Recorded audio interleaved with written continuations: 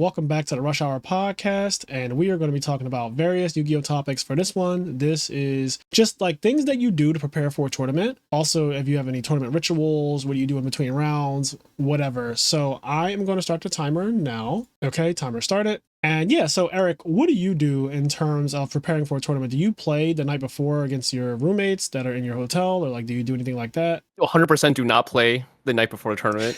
That means if you feel like you need to do that, I feel like you're just not prepared. Agreed. But there are definitely a lot of stories where people are like, yeah, I played the night before and then I switched decks and I won the whole thing. So I don't know, but I feel like when I do that, it's like not good prep. Like Same. like your deck breaks on you and then you're like you question everything and it's just not it. I agree. I don't like testing too much the day before or the night before because it really can influence your whole mood. And I don't want to be in a negative mood going into it. I don't want to feel like it's hopeless. And I've felt hopeless at multiple YCSs in my life where the night before I show up and me and Billy or Alistair or whatever, we'll start playing in the room. And like one person is just destroying the other 2 or 3 people. And it seems like all of our decks are not functioning the right way except one person's. And it's like, well, he's also drawing insane, but you have to factor in a small sample size and don't take it to heart. Yep. It's rarely a good idea to do that. You should just know and be sure of yourself going into the event. Personally, that's how I feel. I agree. And that guy who was like crapping on everyone the night before almost never does well at the actual event. I don't want to throw him under the bus, but I got to throw my boy under the bus. So the night before YCS Richmond, the Ultimate Time Wizard tournament, I decided that this is such a bad idea, but I decided that I was going to play against OG because he stayed in the same hotel with me and he's playing Value Turbo, I was playing Hero Frogs. We're playing, I couldn't win a game. Like I was getting scraped. And it was bad. Like it was so one-sided. And it was to the point where after we were done, we played 5 games. I think I won 1. So it was like 4-1 or 1-4 in my case. After we were done, I was like, bro, that can't be real. And tomorrow, I'm glad I just got all of those shit hands out the way. I'm glad I got like all of that negative energy out the way because I was like, tomorrow I'm gonna be drawing nice. He Kai'd me more times than I Kai'd him in 5 games. That's why I said it's not real. Like what these 5 games we just played don't count for shit because I'm playing frogs and you have Kai'd me, and it was like relevant Kai'ds too. I was like, you've Kai'd me more than I've Kai'd you. You're playing Value Turbo, I'm playing frogs. I wasn't drawing my Kai'ds ever, which is insane because against Value Turbo, you really kind of just need to. I wasn't drawing my Kai'ds. I didn't resolve any Miracle Fusions. In 5 games, it was just the saddest, like me just getting smacked over and over and over again. The next day, Saturday, the actual day of the tournament, I go like 6-0 in Swiss and he scrubbed out like really early, like really, really early. Dude, I believe in that stuff where it's like, oh, you get your bad luck out of the way. I used to not. And then ever since the Edison boom, like that stuff is real. And the biggest example of that is at Nats last year, Matt Calendo, right? He went undefeated day 1. And then he's like, oh, I used all my luck, so I'm screwed now. Yeah. And then day 2, he goes, like, because there's 2 rounds of Swiss in day 2. He goes 0-2 in day 2. He went 0-2 and gets in at 7th or 8th, I think. 8th, yep. Yep. And then he's like, perfect. I used my bad luck optimally. He's like, I used my luck optimally, so now I'm going to win. And he just wins the whole thing. So, like, he also played really well. So yeah, I agree that, man, luck, I do feel like because I always say you need luck to win. And Yu-Gi-Oh is a game of RNG. You know, there's a part of it that is variance, right? Like it's a card game. Every card game has it, including the highest level ones like poker and stuff like that. There's always a percentage that this hand wins or that hand wins. We just have to play it the best we can. But trying not to test too much the night before to influence your decisions, it usually is a bad idea. One time, we got convinced to take Wind Up Factory out of our Wind Up decks in 2012 for Toronto by Alistair Constantine. Alistair, you know the story's true. He was like, oh, we should just play Thunder King because everyone's going to be playing Factory. And so we fucking switched to, we switched to Thunder Kings. It was one of the worst decisions I ever made in my life. It was awful. It's not real. No, it was really bad. I call it, we now refer to that event and every event like that, poisoning the well. Like poisoning the well of water. Every time Yu-Gi-Oh players come up with really bad ideas and they convince themselves or their group of friends to do something that's really just terrible, I'm like, oh god, you guys got poisoned. Like somebody poisoned the well. Someone came up with a really bad idea, like, let's all play Diva Hero for this tournament. Let's all do that. It's just like, this is a bad idea. Like, it's a bad idea. At the past YCS, Chai T, he was between Diva Hero and Blackwing, and he takes his Blackwing deck and says, if I open Rowan Shura this hand, I'm going to play Blackwing. And his 6th card was Whirlwind. So he's like, guess I'm playing Blackwing. And then he goes 0-2. Damn. What is it with Blackwings not doing well in these Ultimate Time Wizard tournaments? It just like hasn't been performing as good. I don't know what that is. I kind of mentioned it in my tier list video, but I really do think there's just a lack of good Blackwing players. Yeah. Not And to like that shit on deck, anybody, but yeah. yeah. Like obviously there are good ones, but there have to be a lot of good ones in order for the deck to like continuously do well. Yeah. And that deck is harder to play than most people think. So Yep. Anyway, back to the topic at hand though. So in terms of like round to round rituals, what do you typically do after your round is over, win or lose? What do you do in between rounds? well, the first thing I do is go to the bathroom because I have to pee. Oh, you pee a lot? I drink a shit ton of water. Okay. I'm constantly so the first thing I do is like I'll turn the match slip and go pee, fill up my water bottle because I probably drink the whole water bottle like during the round.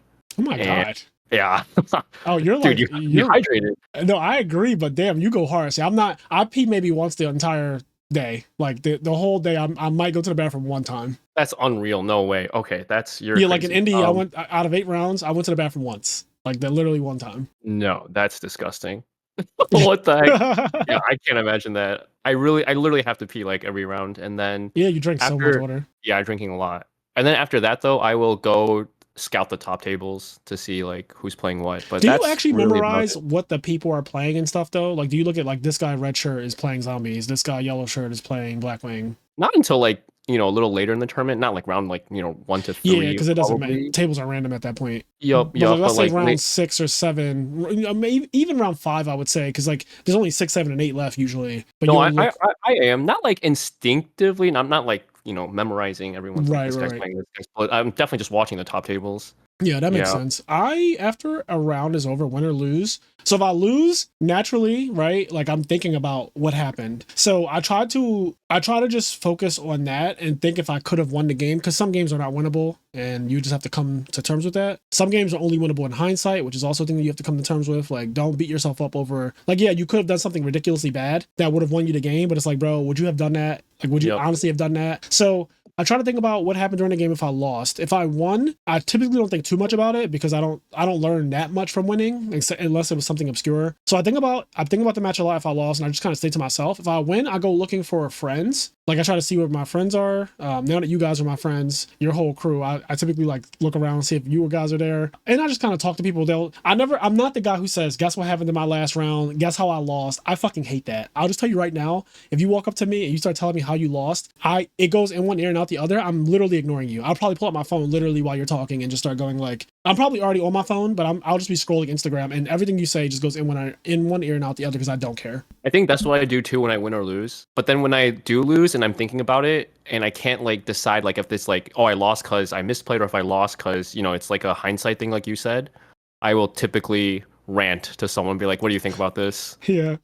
Yeah. I remember when the Blackwing guy, I think it was Blackwing or maybe it was Value, but you had lost to someone. I think I It was ended up the playing. Blackwing I guy. played, yeah, you lost against the Blackwing Yep. guy, and you were kind of just like talking about it, and then I had to play him, and you were like, "Oh God, this is the guy that beat me." Yeah, I still remember what happened, and it's not. I essentially lost because he misplayed, so my read was completely wrong. Yeah, that's frustrating. That happens, and you get. That's what I mean by like sometimes you lose. For example, I heavy stormed somebody a couple months ago. I heavy stormed him. He had 2 back row. One was oppression. I attacked him directly. He dropped gores, and I lost. And I hate that. bro, Oh my god. I was so mad, but I couldn't like. I didn't want to be an asshole about it. I just inhaled and was like, okay, I guess I just fucking lose now because that just happened. But yeah, that just was very frustrating to me. And stuff like that happens all the time. So you got to really know your opponents. Like sometimes you just got to be like, man, your opponent sucks.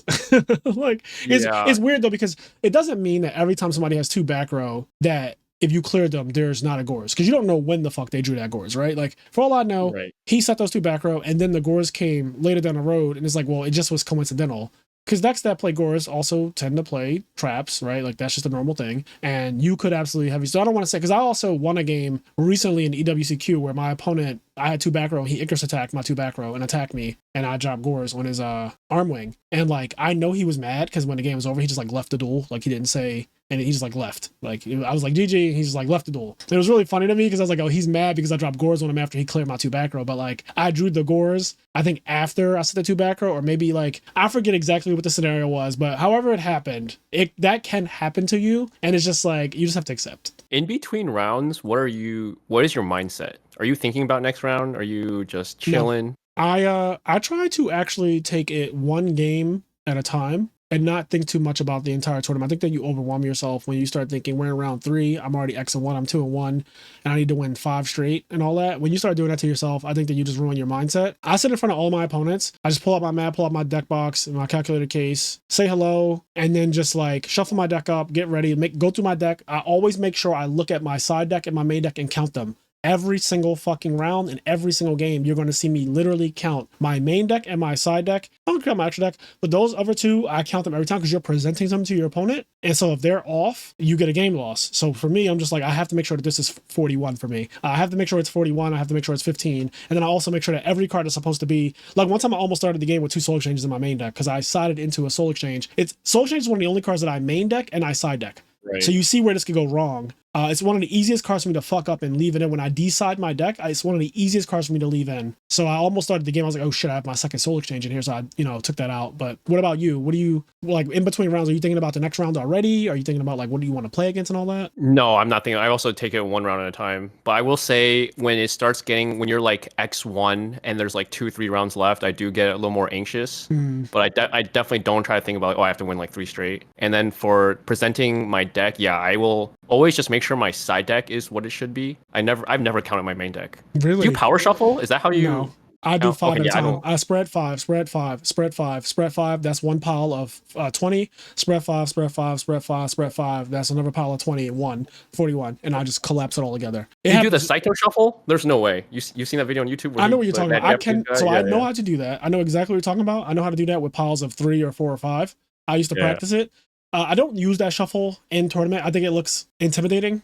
Like unnecessarily intimidating to start doing shit like that. It looks like a magic trick, and I don't like doing that. I don't use that shuffle literally ever. You'll never see me doing that. But I've gotten good at just like spread 5, because it's much easier than like 1, 2, 3, 4. You're never going to count right if you do it that way. You'll lose count. Somebody say something to you like, "Hey, Frazier, good luck this round," and you like tap you on the shoulder, which happens to me all the fucking time. And then I'll be like, "Ah, god damn it, I lost my spot." But if you just do 5s, it's easy. 5, 10, 15, 20, 25, 30, 35, 40, 41, boom, done. Did you choose 5 for a reason, or it's just easy? So 5 is a visual that I think every Yu-Gi-Oh player should know what 5 cards looks like, because it's what we start with.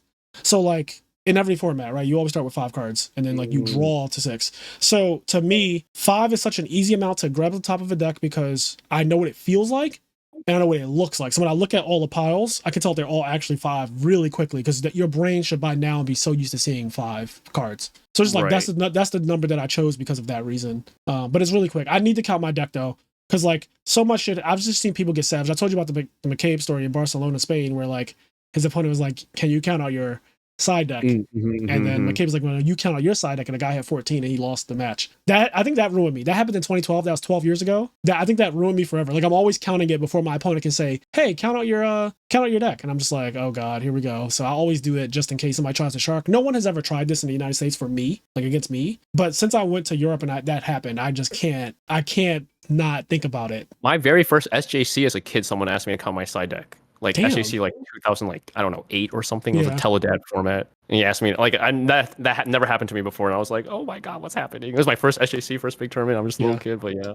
In regards to something that you mentioned earlier about how when it's a couple rounds left and you're X1, you have to win all of them and getting anxious. I won't sit here and lie and say I don't get anxious about that because I definitely do. I just try to cancel those thoughts out with other thoughts. What I started doing recently at Indie, I had put my AirPods in and I started listening to Billie Eilish's new album because at that time, the album was like my favorite thing to listen to. I just kept listening to it over and over and over again. So I put on a song that I really, really liked. And it was called literally The Greatest. Like the song is called The Greatest, and it's actually so cool when I think about it in hindsight. But anyway, I put that song on and I would just literally like walk around like kind of in a circle and just listen to that song, and it helps me to, my anxiety goes down when I listen to music and stuff. But if I literally focus too hard on the tournament and what's to come, I do get like very, very bad anxiety about it. And I hate that feeling. It makes my stomach hurt. It makes me I lose my appetite. You know how it is. Yep. Yeah. I've never tried music. That's a good idea. I used to get like super, super anxious in those bubble situations. But then ever since my mindset changed about like, hey, like the cards are like Yu-Gi-Oh gods are going to give you whatever Yu-Gi-Oh gods decide to give you that day. And if you I just changed my mindset to be like, I'm just a student of the game. I'm going to play like 1,000 rounds in my entire lifetime. This is just like, 10 rounds that just happen to be, that's true. 10 at a time. And if you, like, I started thinking about that, and like I'm gonna learn from these rounds if I do end up losing, and I'm just gonna get better. And so that's what changed for me. Yeah, I don't really have any crazy rituals before a tournament or anything like that. Like I know some people do all sorts of stuff, but for me, I just show up, I wait for them to tell us what we're doing, line up, don't line up, player meeting, no player meeting, pairings, whatever. And I just kind of look at the pairings, I see who I'm playing, which I know some people don't like to even look at who they're playing because they don't want to know. I always look at who I'm playing, and then I go to my table, I sit down, and I just say, "Yep, I'm about to play. Hopefully we can get this dub." And that's really it. Hey, you looked at round one at Indy. I said, yeah, I always look at it. I always look. No, you looked at who you were playing against. Yeah, I said I always look at who I'm playing. Oh, I thought you said you don't look at who you're playing. I always look at, I don't know if I misspoke, but I always look at who I'm playing against. In every round, I always see the name across from mine. Because I don't have any kind of like fear if I see a powerful name, versus Eric Shen. Like you were my round one opponent at Indianapolis. And I was like, no, I immediately told my group chat, the house, I was like, oh shit, I'm playing against Eric round one, LOL. I think I screenshotted it. I was like, oh, the gods they're already after me. I went 0-2, he went 11-0. We have the literal opposite record of each other. We have the actual opposite record of each other, and we're playing each other round one. But that is our time, guys. Hope you enjoyed this episode. Do you have any Yu-Gi-Oh rituals? Do you get anxiety? Do you have anything that you do in between rounds? Do you think about tournaments and their whole scope, or do you just take it one game at a time? Was this helpful to you at all? And also, please suggest things that you want us to talk about in the Rush Hour podcast. And we are getting out of here. Catch you in the next one. Peace.